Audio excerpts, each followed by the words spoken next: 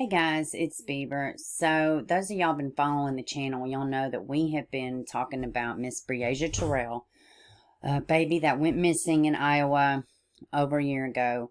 Her remains have since been found, but there have been some new information, timeline, and just exactly what investigators were doing in the meantime before they found her remains. And I want to say, welcome to the channel. Please make sure you like, share, and subscribe. If you have to dislike, just please hit it twice because it's super important. Anyways, let's hop into this. I just want to say this too. I did think this was important because it just shows that even though police don't come out and say what is going on, they always have something in their back pocket. So I think that's important to remember when we are looking at these cases and we're waiting and waiting and waiting. So let's hop into this sad story of baby Breasia. And I just want to say this also. I know the mom is not a super big fan of a lot of people. I know she gets a lot of criticism, even from me at times. But it's very important to remember this was her daughter. She has a brother. She has a whole entire family that is mourning, grieving, loving, and missing her.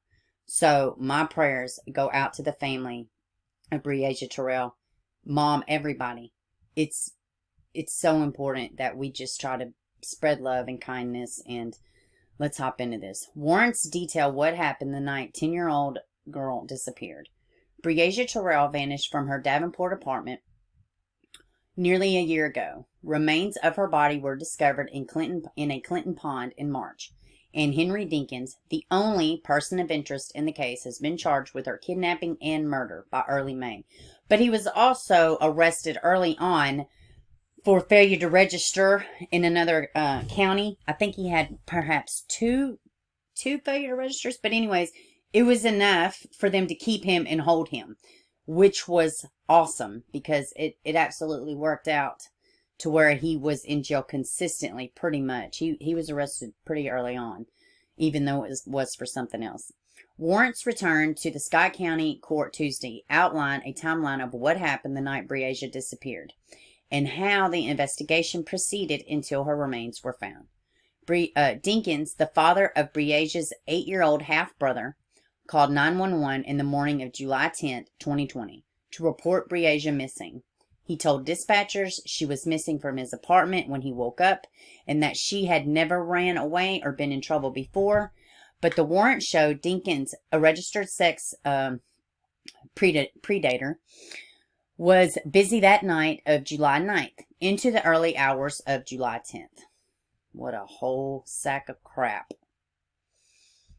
His son and Breasia were to spend the night at Dinkins' East 53rd Street apartment the night the girl disappeared. Dinkins' girlfriend, Andrea Culberson, was there too. Culberson told investigators the three were in the apartment when Culberson fell asleep between 11 p.m. and midnight. She woke up around 3 a.m. and found Dinkins and Breasia gone. Surveillance video from those hours show a red Chevy Impala matching the description of a car Dinkins was known to have access to.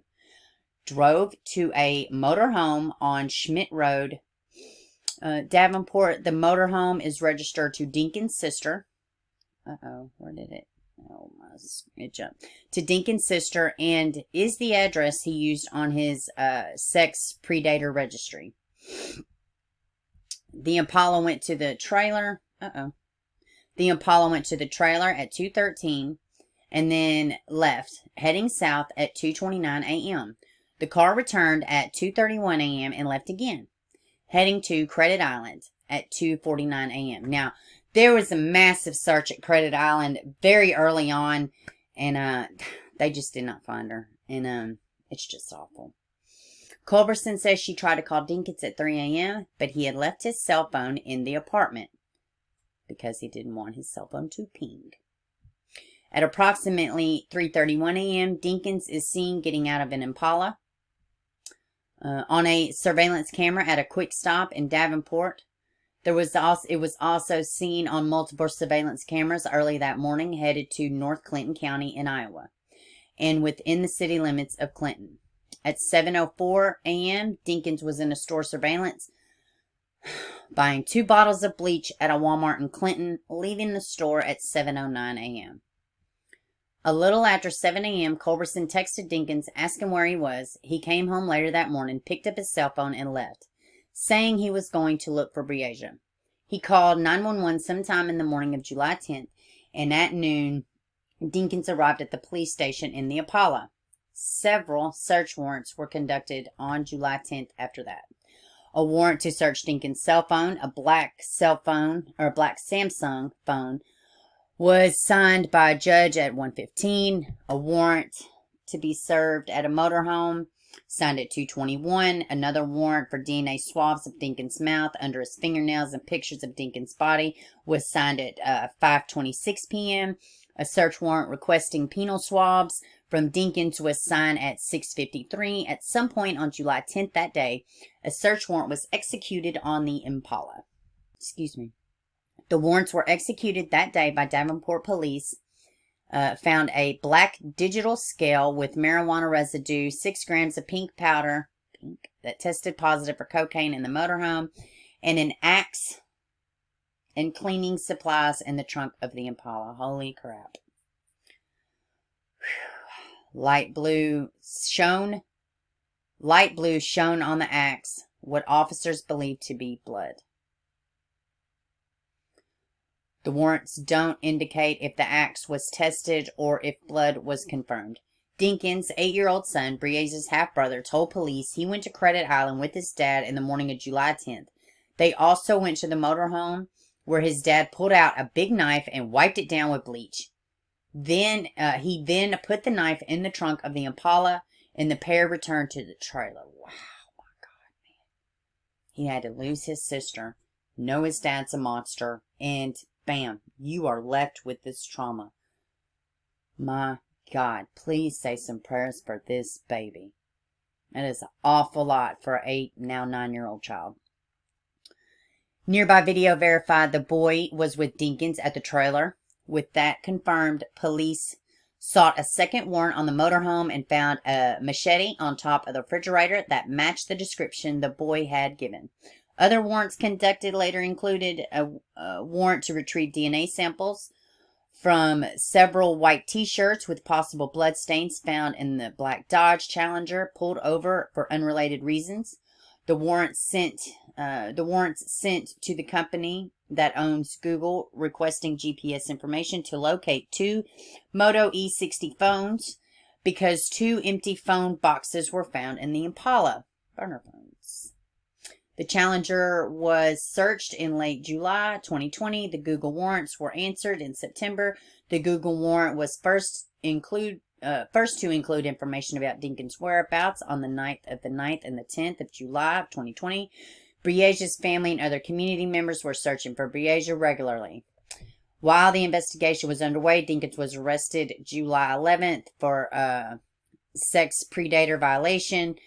Publicly named person of interest July 14th. He has been held in jail in Scott or Clinton counties since. July 22nd, 2 fishermen found Breasia's remains in Clinton County Pond.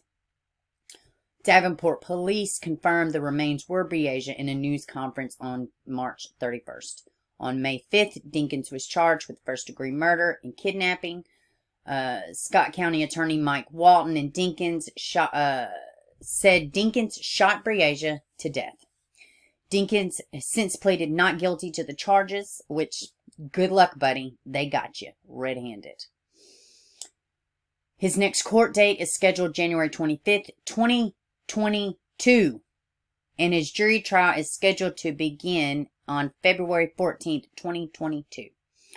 So, we are ways off on that. But justice is rolling for this sweet baby Breasia.